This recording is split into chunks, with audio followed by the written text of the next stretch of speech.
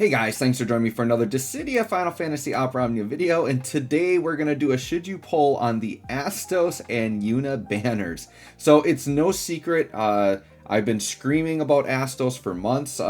He's going to be the best DPS in the game by far, and to the point that he's still like a top tier, if not the best DPS still on JP, which is like 8 months ahead of us, right?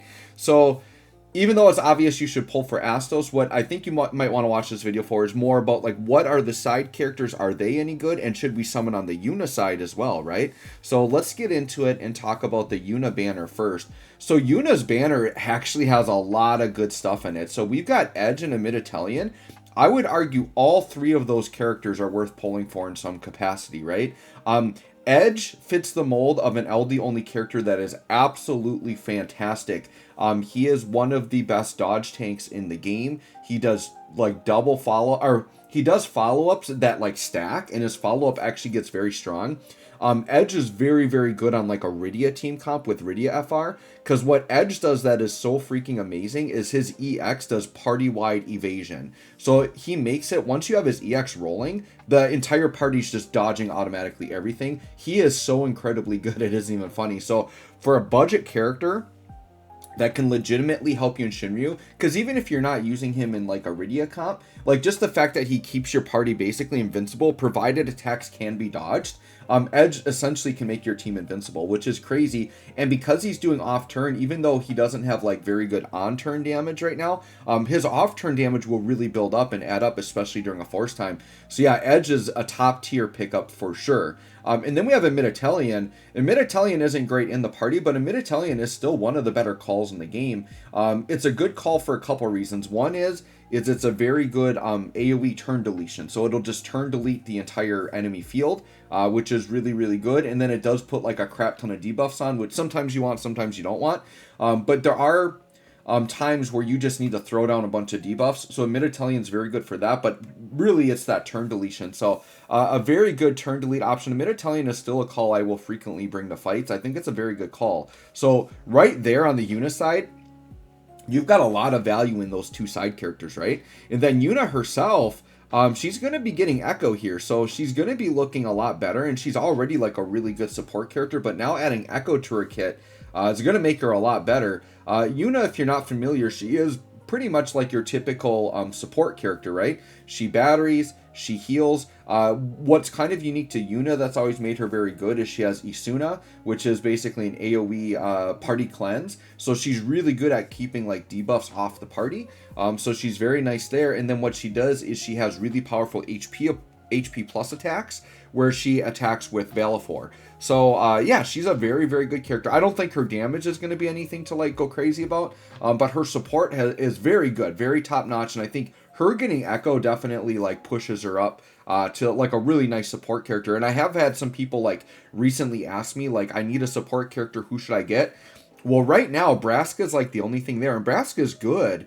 But Yuna here, I think, is a really, really nice pickup. And since a lot of you are already summoning for Astos, you're probably going to pick up a Yuna FR on the Astos side. So you might as well, like, if you've got the resources to do it and you need a support character, hopping over on this Yuna side for a few summons isn't the worst idea, because you've got two really nice side characters. You've got a really nice Echo support character. Like, yeah, a very good banner you could summon on, right? But your priority goes to this. This is where y'all want to summon first. So before you allocate resources anywhere else, you got to go to this banner and you got to get this man maxed out. You want BT, you want everything here. So my recommendation is, provided you have like 80k to 100k gems, just don't even play around with tickets. Just go in with gems until you get the BT and the whole kit. And then you're good to go. And then you can go ahead and, like, if you want a ticket on the Yuna side and try to, you know, get some stuff. Because Yuna, you don't need to have her BT for sure. Like, Yuna, like, FR, LD, like, she would be fine as a nice support character there, right? Now, Astos, unfortunately, his banner characters aren't nearly as good. Xande is pretty trash, like, in the party. He's a really unique, odd combination. He's an Earth Dark damage dealer. The only character that has that combination, I would say, in the game. But his call is actually solid, because there are times you want to party-wide dark enchant, and there's not a lot of characters in the game that can do that.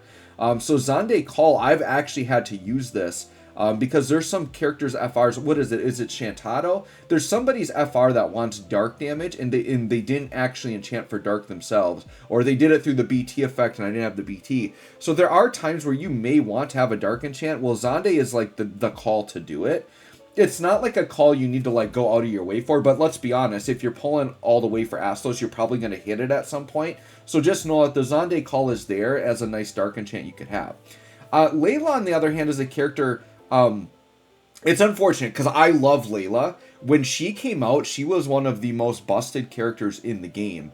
And she still does what she does very well. The only problem with Layla is she is very anti-synergistic with Force Time. And the reason why, so what makes her so busted that I absolutely love about her is she has like 100% evasion. Anytime she evades, she counters with a party heal, and she pulls the whole party up and gives the whole party a free turn. Like, it's kind of crazy. Like, she's dodging, she's healing, and then she's like bringing the party members up, which sounds really good in theory, right?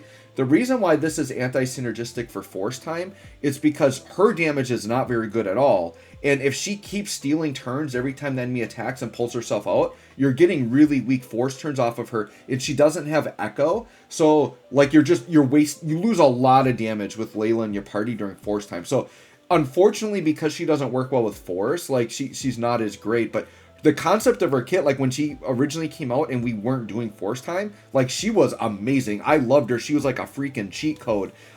She's definitely a nice character to have in the back of your mind, because I think once she does get like Echo and BT, then she'll be good because she's going to get upgraded damage. And then when she steals turns, she'll be able to Echo. Like, she's going to work out really well in the future. I think she's going to be amazing. But right now, she's not anything to worry about. Once again, you're pulling for Astos anyway, so you're probably going to hit most, if not all, of her kit.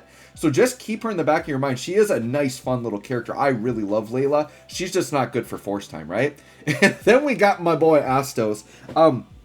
So Astos is a character where, whether it be intentional or maybe almost by mistake, this dude is like ridiculously overpowered. Like, so overpowered to the fact that JP, a game that is 8 months ahead of us, he is still like the top tier damage dealer. It's kind of crazy. The reason why his damage gets so insane is his damage doesn't follow the normal rules of the game. It scales off of his overhead, and I believe his overhead just increases whenever he does brave damage. So you just build up a bunch of brave damage with him, build up that overhead, and the overhead just gets to ridiculous amounts, and it causes him to do insane unga bunga damage, as we'd say. So my plan for this guy is we'll do a character guide. And we're going to do it on a tougher stage that has more HP. But then I'm going to try to probably fairly quickly to get a damage test out on him. I'm hoping I can get a damage test out on him on the Bahamut fight. I'm going to have to like super rush into it. But I want to see him with 3 targets in that Bahamut fight and just go crazy. But yeah, this guy is a must summon. He is the definition of a crazy, insane damage dealer. And honestly, as of late, we've had a lot of really good characters, but we haven't had many characters that's like, this is a must summon. Astos is a must summon. You definitely want, unless you want the game to be harder for yourself, then don't summon for Astos. But if you want to stomp content, you want this man Astos, especially if you chose Dark Crystal Room, which I know some of you did choose Dark Crystal Room first just because you knew this guy was coming. But yeah, just know that his damage is crazy. We're going to put out a guide on him. We're going to see the craziness in him. You want the full kit and you want to max this man out. All gems go to Astos. So anyways, guys, let me know what your poll plans are. Let me know what you think of this man. Thanks for watching. We'll catch y'all on the next one.